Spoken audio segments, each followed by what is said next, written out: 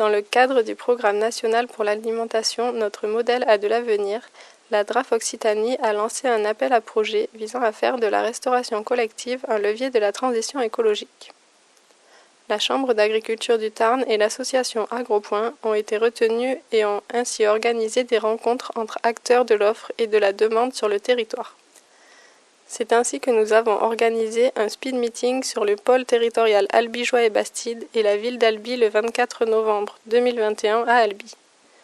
Au total, lors de cette journée, ce sont 9 producteurs et artisans tarnais, 3 établissements de restauration collective et 2 sociétés de restauration collective qui se sont rencontrés lors de 40 échanges éclairs de 15 minutes chacun. Je suis Vanessa Vialette, je suis agricultrice en grande culture en bio dans le nord du Tarn depuis 2015.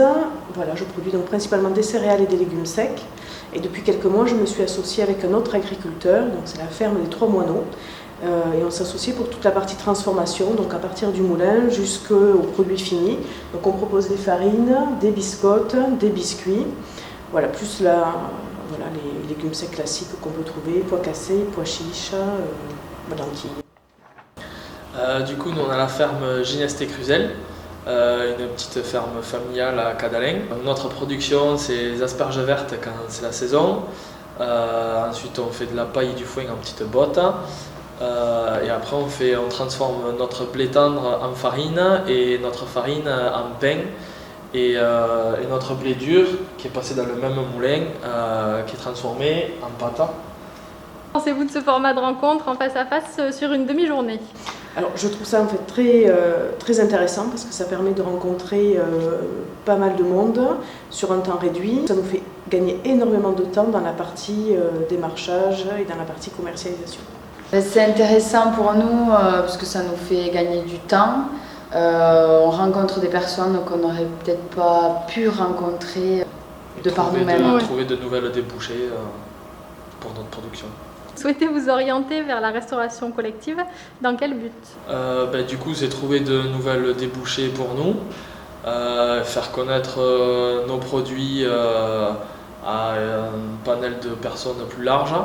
Et travailler en local principalement. Notamment pour varier les débouchés que je peux avoir aujourd'hui. Aujourd'hui, on travaille principalement avec des épiceries.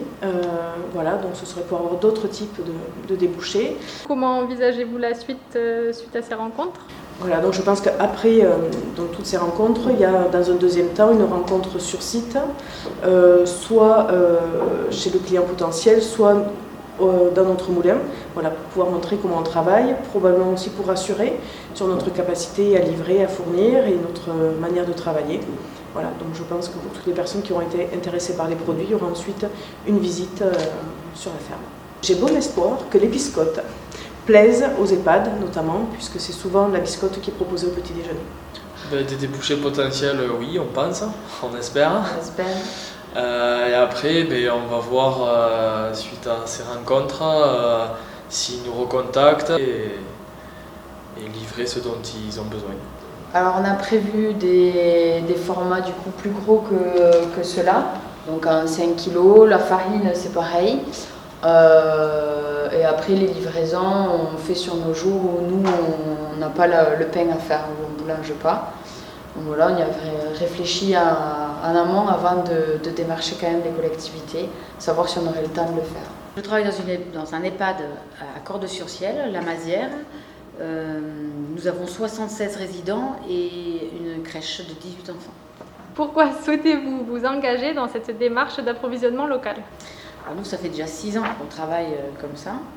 Et en fait, on se dit qu'on peut régaler les résidents en mangeant les produits locaux. Le but, c'est de faire travailler les gens à côté de chez nous, manger plus sain. À chaque fois que je suis venue à un speed meeting, j'ai rencontré des gens, j'ai rencontré leur façon de travailler, leur cœur de travail, et ça m'a donné envie de travailler avec eux parce que je me disais ils donnaient tout leur cœur, tout leur âme, et en fait, au bout du compte, on sait très bien que si nous on travaille des bons produits, nous les cuisiniers, si on travaille des bons produits frais, si ça nous donne envie, automatiquement ça va se ressentir dans l'assiette. Donc on se dit c'est tout bénef pour les résidents.